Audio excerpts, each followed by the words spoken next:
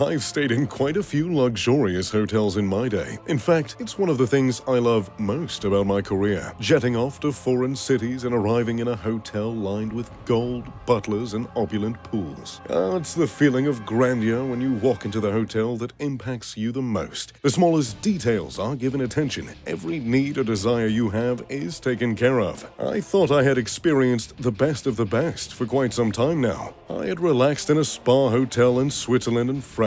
I had looked out over Central Park with a cocktail in my hand. I thought I had checked off every box. And then I visited the Burj Al Arab in Dubai, which is known as the best hotel in the world and has long been considered the world's only 7-star hotel. My mind was blown. What I thought of as luxury before was challenged. And with a name like Mr. Luxury, well, that was a life-changing experience. Today, I'm going to walk you through the world's only 7-star hotel. We're going to talk about the gold, the glitter, the spas, the caviar, and everything in between. Now, the Burj Al Arab has been around since 1999, so it's quite a surprise that I didn't make my way over there sooner. The hotel itself was commissioned by the Sheikh of Dubai, Sheikh Mohammed bin Rashid Al Maktoum, and is estimated to have cost $1 billion to build. So, why would a sheikh spend $1 billion to build a fancy hotel? Mainly because he knew he had to put Dubai on the map for something other than oil. Much of Al Maktoum's rule has been focused on diversifying the economy and making it a luxury destination for millionaires around the world. And judging by the amount of times I've visited the city with friends, I have to say, it's working.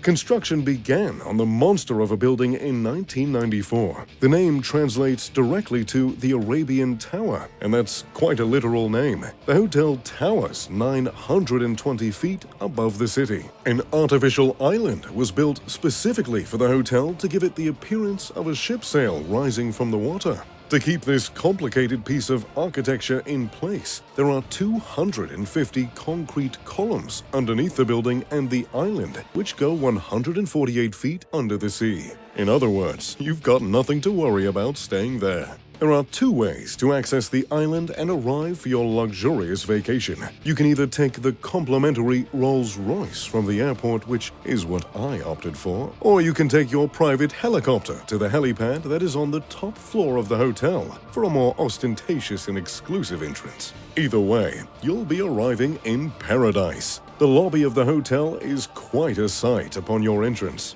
The lobby's alive with warm colors, patterns, and textures. A massive stone cascade fountain behind the reception desk utilizes water, mist, and fiber optic lights to create a choreographed show where the water leaps down and across the steps.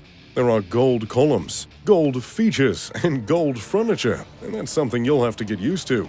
The hotel uses 20,000 square feet of gold leaf for decoration. That's nearly half an acre. The floors throughout the lobby and the hotel are made of statuario marble, which is the most expensive marble on Earth, and is the same kind used by Michelangelo. As if the lobby wasn't fancy enough, that's not even where the real action takes place when you check in. You'll be whisked away to another beautiful side room, where an attendant welcomes you with cold towels, rose water, coffee, and snacks, which you can munch on while they check you in. You'll then follow them up the escalator, which lazily rises beside a massive aquarium, one of the 3 in the hotel. Then you'll enter the atrium, which is the largest atrium in the world, standing at a startling 590 feet tall. There's a fountain in the middle that shoots water 130 feet in the air, the same height as the Bellagio fountain. You continue on through the gold elevator doors and ascend up to your room. There are 202 rooms in the hotel, including a few extravagant suites, but we'll get to those later. The most basic room is $2,700 per night, and I have to say, I think it might be worth it.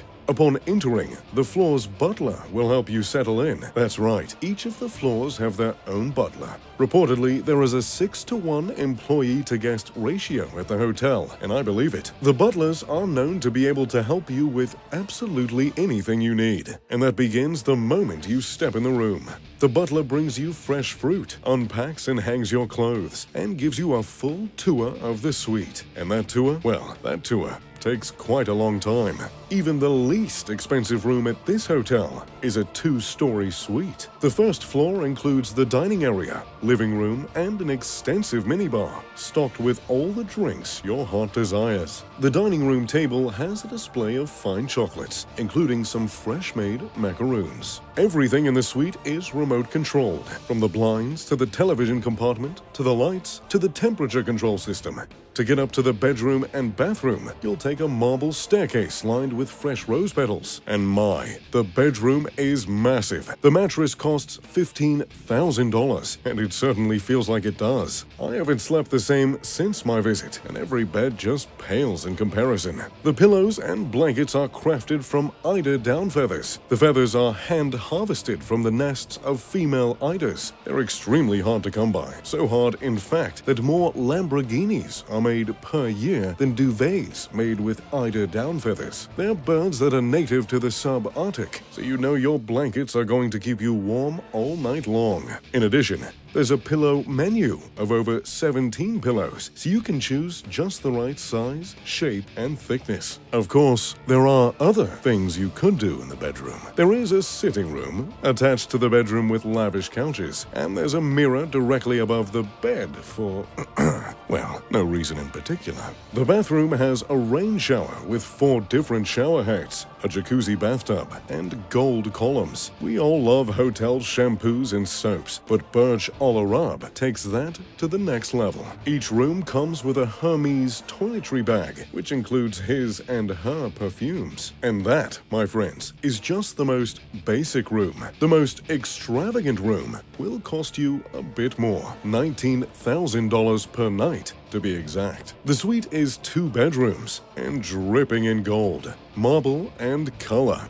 A leopard print staircase sits in the opulent entryway, leading you up to the marvelous room. There's a private dining room with enough seating for 12 friends, a Mahili-style living room for drinking tea late into the night, a full movie room, and expansive views of the water. The bedroom is something out of an Arabian fairy tale, with a massive bed that rotates around the room.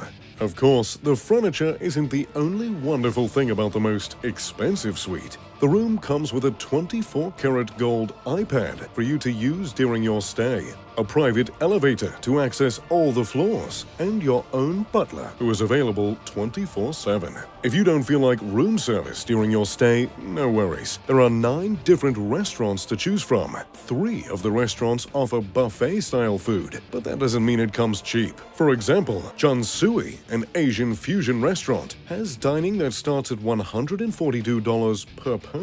25 chefs cook up the gourmet buffet-style food at 8 different cooking stations directly in front of the guests, and a sea of Swarovski crystals hang overhead for ambience. There's also Scape, which serves California-style cuisine poolside and has some fairly affordable food on its menu.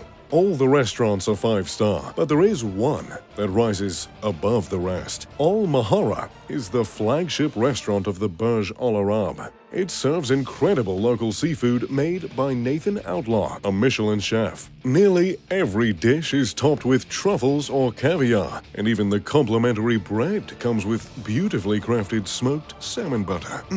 I love that salmon butter. The main course, such as salt-baked salmon, is valued at over $200 at the restaurant. This fine dining takes place in one of the most remarkable dining rooms on Earth. A 260,000-gallon aquarium surrounds the tables, full of beautiful coral, fish, and plants. The high ceilings are gold, with a reflective sheen that makes the room feel even more luxurious. If you're not feeling hungry and would rather have a drink, you can take the gold and turquoise elevator up to the aptly named Gold on 27, the Bar and Lounge. The bar has stunning views of Dubai and, of course, the entire room is covered in gold. Chandeliers and crystals hang from the ceiling, as if you needed anything else to remind you how expensive this room is. The hotel has several pools, most of which are located on The Terrace, a 108,000-square-foot leisure area. One of the pools has a beach area surrounding the infinity pool to give it a true resort experience.